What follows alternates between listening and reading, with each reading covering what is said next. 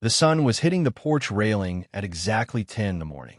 It was one of those crisp, painfully bright Saturdays in late September. The kind of day that wedding planners pray for. The kind of day that costs extra. I was sitting in my chair, the titanium one with the reinforced rim covers, holding a cup of black coffee that had gone cold about 20 minutes ago. My tuxedo was hanging inside on the doorframe. Custom fit. Armani. Tailored specifically to look good while seated. It cost $4,000, and I didn't regret a cent of it. A father only gets to walk his daughter down the aisle once. Or, in my case, roll her down it. The birds were singing. The wind was rushing through the oak trees in the yard. It was quiet. It was peaceful. Then, my phone buzzed against the metal armrest. One vibration. A single notification that would shatter the silence and change the trajectory of 2 lives. I looked down. It was a text from Jessica, my daughter, the bride, the star of the show. I swiped the screen open. I adjusted my glasses. I read the message 3 times just to make sure the medication I take for nerve pain wasn't causing hallucinations. It read, "Dad, look, I've been thinking. Please don't come to the venue until the reception starts. And even then, can you stay in the back?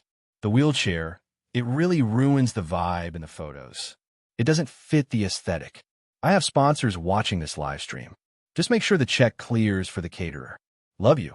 I stared at the phone. The screen went black, reflecting my own face back at me. A face that had spent 40 years in the sun, pouring concrete, welding steel, shouting over jackhammers to build the skyline of this city.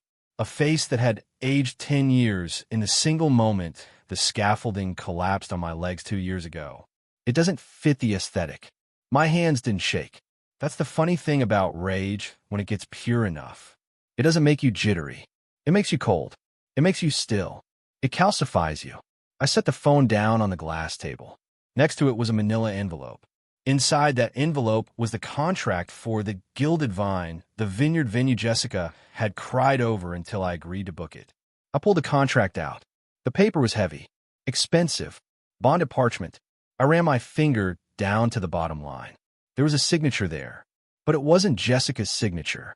It wasn't her fiancé, Crypto Chad's, signature. It was mine, Thomas J. Sterling. And right above my signature, in bold, black ink, was the title, Client and Sole Financier. I looked at the text message one more time. Just make sure the check clears. I picked up the phone. I didn't text back. I didn't call Jessica.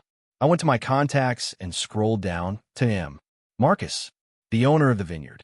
An old drinking buddy from my union days who had bought the land when we both cashed out our pensions. He answered on the second ring. "Thomas, big day, huh? We got the champagne on ice.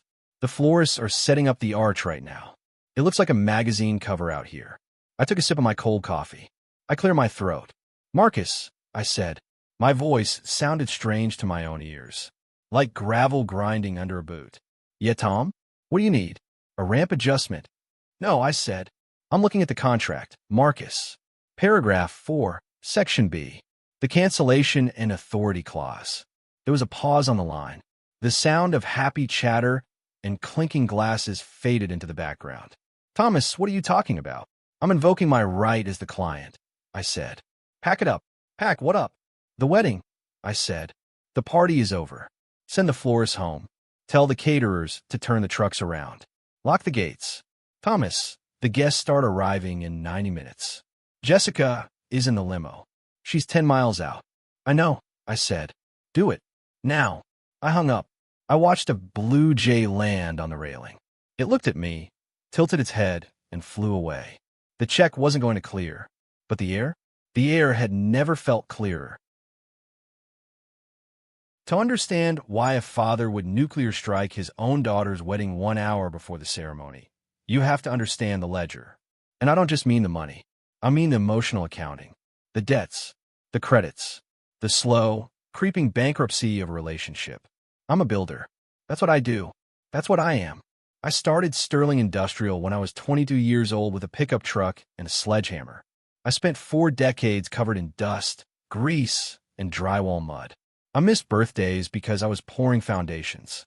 I missed anniversaries because I was securing steel beams in freezing rain. I did it for them. For my wife, rest her soul, and for Jessica. Jessica was the golden child. She never knew what it was like to want something and not get it. Ballet lessons? Done. Private school? Check written. A brand new BMW for her 16th birthday? It was in the driveway with a red bow before she even woke up.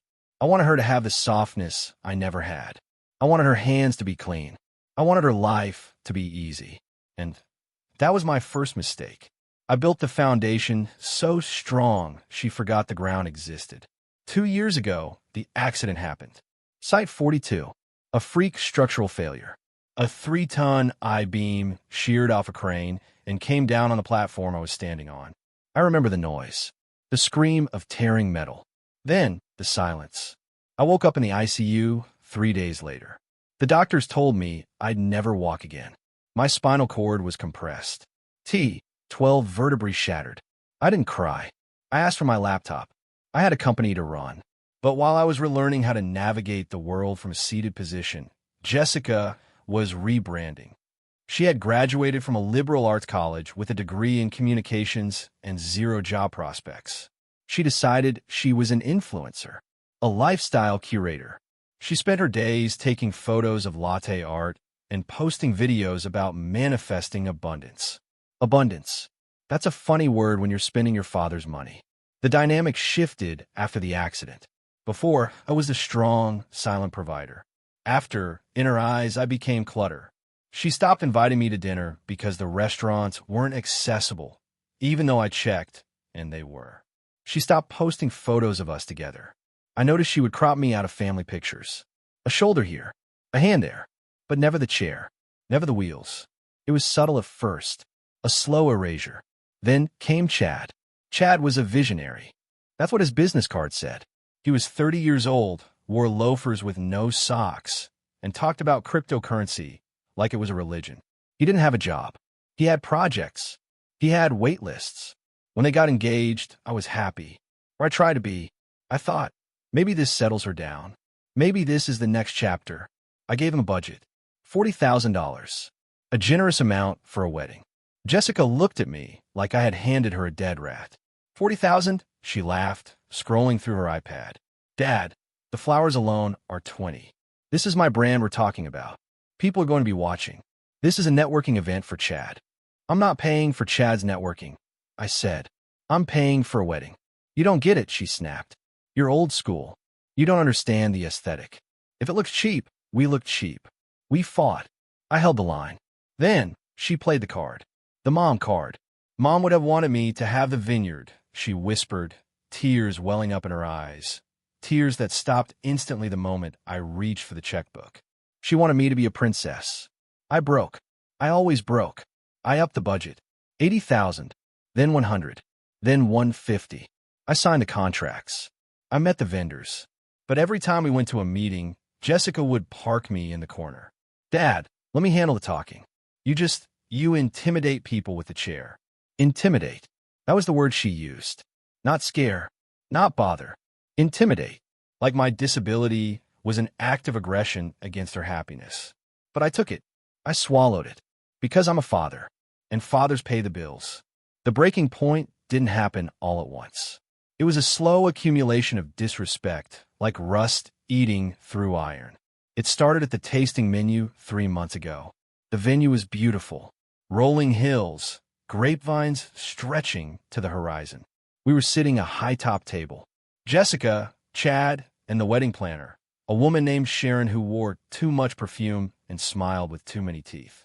I was sitting in my chair, obviously, which meant my head was at the level of their chests. So for the procession, Jessica said, waving a fork, I want the drone shot to come in from the west. It needs to sweep over the guests and land on me, and Chad at the altar. Gorgeous, Sharon purred. Cinematic. And your father? Sharon asked, glancing down at me. Will he be escorting you down the aisle? Jessica stiffened. She took a sip of wine. She didn't look at me. She looked at Chad. Well, she said, her voice tight. The aisle is grass, and it's a bit uneven. And the train is very long, vintage lace. I'm worried the wheels might catch the fabric, or leave tracks in the grass. It might look muddy. I sat there, grip tightening on my armrests. So, Jessica continued, smiling brightly now. We were thinking Chad could meet me halfway. A modern twist.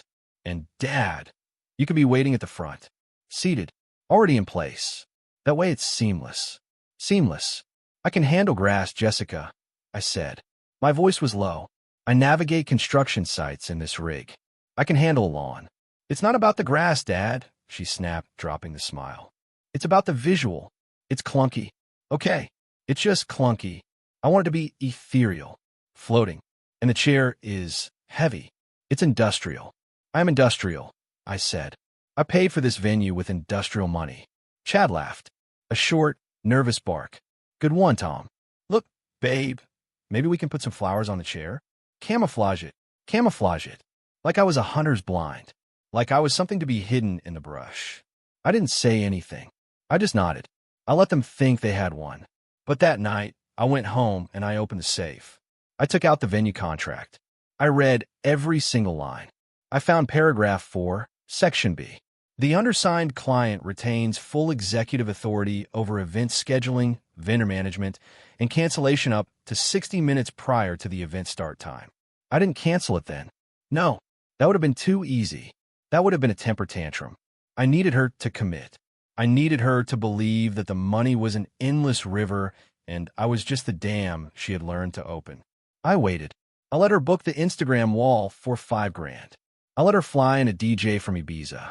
I let her invite 300 people, half of whom were followers she had never met in person.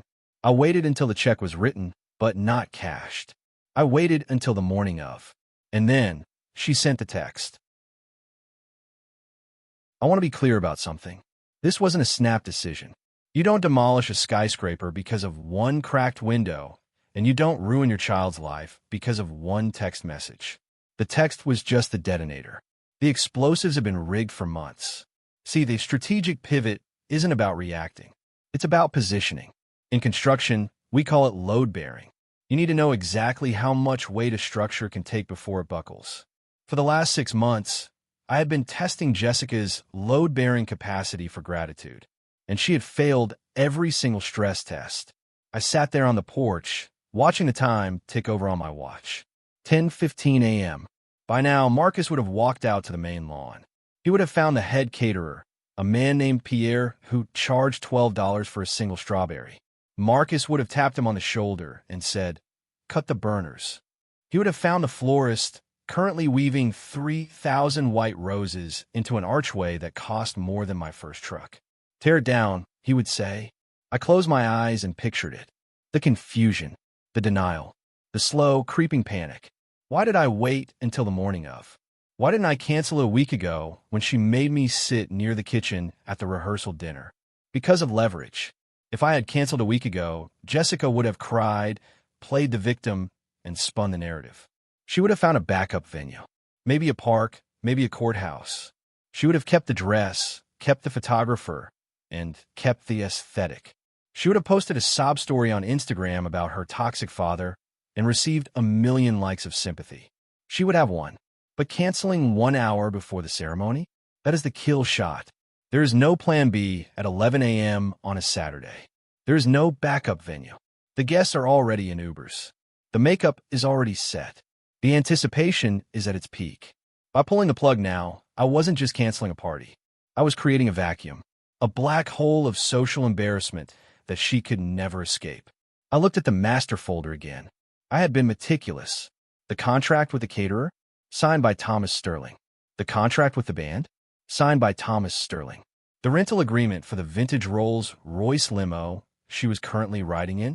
Guaranteed by Thomas Sterling's American Express. I picked up my phone and opened the banking app. Pending transaction. The Gilded Vine. Final payment. $45,000. Pending transaction. Luxe Floral Design. $12,000. Pending transaction. Elite Catering. $22,000. I tapped stop payment on the first one. Are you sure? The app asked. I tapped yes. I tapped stop payment on the second one. Are you sure? Yes. I went down the line. One by one, I severed the financial arteries, keeping her fantasy alive. It took me less than 45 seconds to dismantle a 6-figure event. I felt a strange sense of calm. It was the same feeling I used to get right before a demolition charge went off. The area is cleared. The safety checks are done. All that's left is gravity. At 10:45 a.m., my phone rang. It wasn't Jessica. It was Marcus. "It's done, Tom," he said. His voice was breathless, like he'd just run a mile. "But you need to know, it's ugly out here. The florist is crying. She's throwing roses into the back of her van. The band is arguing with me about their rider. And the guests, the first shuttle, just pulled up to the gate." "Did you lock it?" I asked. "Chain and padlock," Marcus said. "We put up the sign. Private event canceled by client. People are getting out of the shuttle. They're taking pictures of the sign. Tom, this is going to be all over the internet in 10 minutes. "Good," I said. "That's the point. Jessica is 5 minutes out," Marcus warned. I could see the limo coming up the valley road. "What do you want me to tell her?" "Tell her nothing," I said. "She has my number. She knows how to use a phone when she wants money. Let's see if she knows how to use it when she wants answers." I hung up. I took a sip of my coffee. It was bitter, cold sludge. It tasted like victory. 11:02 a.m. The phone didn't just ring. It screamed. The caller ID flashed a photo of Jessica. It was a picture from 3 years ago, before the influencer phase, before Chad, before the wheelchair. She was smiling, wearing a baseball cap, leaning on my shoulder. I looked at the photo. I felt a twinge of pain in my chest, a ghost of the love I used to have. But then I remembered the text. "Your wheelchair ruins the vibe." I swiped the green button. I put the phone on speaker and set it on the glass table. "Dad!" The shriek distorted the speaker. It was a sound of pure, unadulterated hysteria. "Dad, what is happening?" "We're at the gate. The gate is locked. Marcus is standing there with a security guard. He says the wedding is off. He says you called it off." I didn't answer immediately. I let her hear the wind in the trees on my end. I let her hear the silence. "Dad, answer me. Are you sick? Is this a mistake? Fix this. Marcus won't let the limo in. People are staring at me. The guests are standing on the side of the road. Fix it." "I did fix it," I said. My voice was steady, level. The voice of a foreman reading a safety violation. What are you talking about?" she screamed. I could hear Chad in the background, yelling something about lawsuits. "I fixed the aesthetic," I said. There was a pause, a sharp intake of breath. "What?" "I got your text, Jessica," I said. "The one you sent at 10 a.m. Dad, I didn't mean..." Her voice faltered, dropping an octave. She finally realized the connection. "You said I didn't fit the vibe," I continued. "You said my wheelchair, the chair I live in because I broke my back building the inheritance you're trying to spend, would ruin your photos. You asked me to hide, to be an ATM in the shadows. Dad, I was stressed. I didn't mean it like that. Please, just tell Marcus to open the gate. We can fix this. You can sit wherever you want. I promise. Just open the gate." "No," I said. "What do you mean, no?" "I mean, no. The checks are canceled, Jessica. The vendors are leaving. I just spoke to Marcus. The florist has already left. The food is being donated to the shelter downtown. It's over." "You can't do this," she shrieked. The panic was turning into rage now. "You can't do this to me. This is MY Day. I have sponsors. I have followers. You are ruining my life." "You ruined your own life," I said. "You forgot who held the pen. You thought you could treat me like a prop. You thought because I lost my legs, I lost my spine. I hate you," she screamed. "I hate you. I will never forgive you for this. Do you hear me? I hope you die in that chair." "You might want to save your energy," I said, cold as ice. "Because in about 10 minutes, the venue is going to charge the cancellation fees. Since I stopped payment on my cards, and since you signed the overages and liability addendum personally, guess whose credit card they're going to hit for the $50,000 kill fee?" Silence. Absolute, terrified silence. "Check your contract, Jessica," I said. Page 9. "In the event of cancellation by the financier, any outstanding balances for prepared goods fall to the secondary signatory." "That's you." "Dad," she whimpered. "Dad, please. I don't have $50,000. Chad doesn't have any money." "I know," I said. "Maybe you can influence your way out of it. Or maybe you can post a photo of the bill. It fits the aesthetic of consequences." "Dad, please. Don't come to the house, I said. I'm changing the locks this afternoon. And Jessica, what? She sobbed. Smile. You're finally the center of attention. I ended the call. I sat there for a long time. The adrenaline was fading, leaving a heavy, hollow ache in my bones. It didn't feel good. Justice isn't supposed to feel good. It's just supposed to be necessary. I picked up my cold coffee and poured it into the flower pot next to me. Then, I rolled myself inside to call the locksmith. I didn't need to be at the vineyard to see the fallout. I saw it exactly where Jessica lived, on the screen of my phone. By 11:30 a.m., the hashtag started trending locally. Hashtag wedding fail. Hashtag locked out. Hashtag gilded vine disaster. It was like watching a train wreck in slow motion, documented from 300 different angles.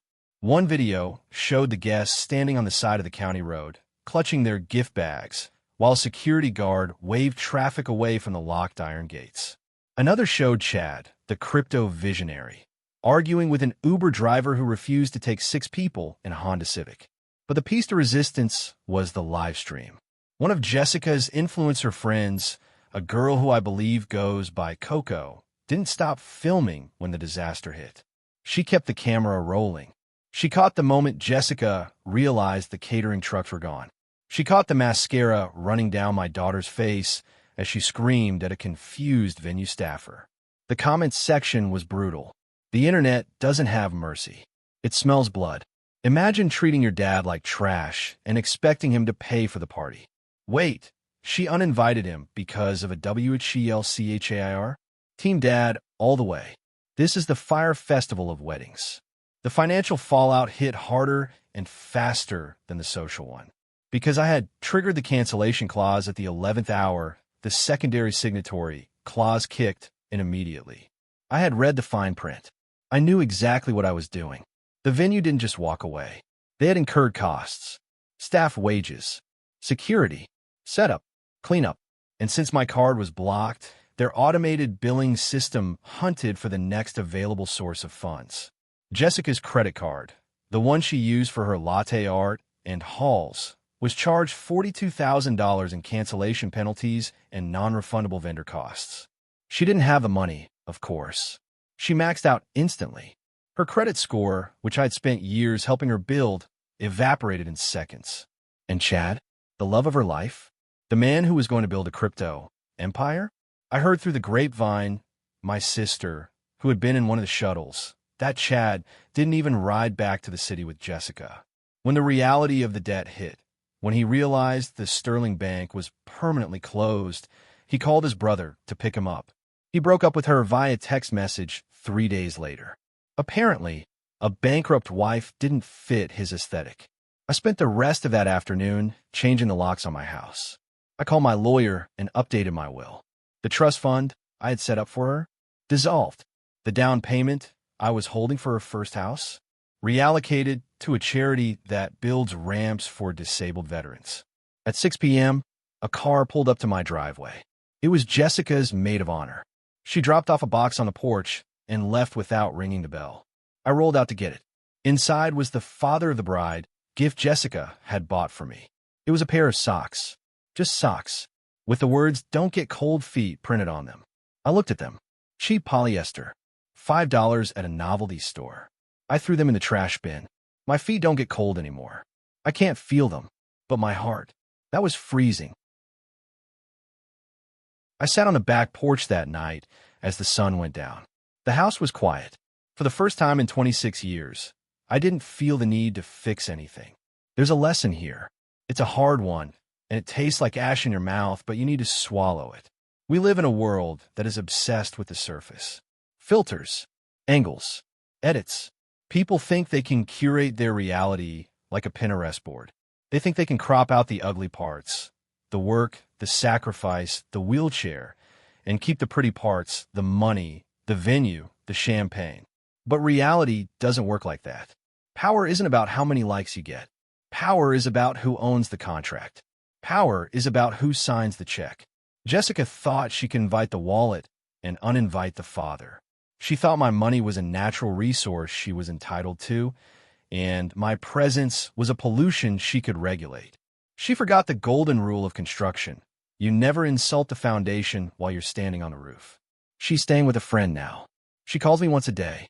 I don't answer. I listen to voicemails, though. The tone has changed. It's not demanding anymore. It's scared. She's realizing that the world is a very cold place when you don't have a human shield to stand behind. Maybe, in a year or two, I'll pick up the phone. Maybe. But until then, she needs to learn the value of a dollar, and more importantly, the value of a father. She wanted an aesthetic that didn't include me.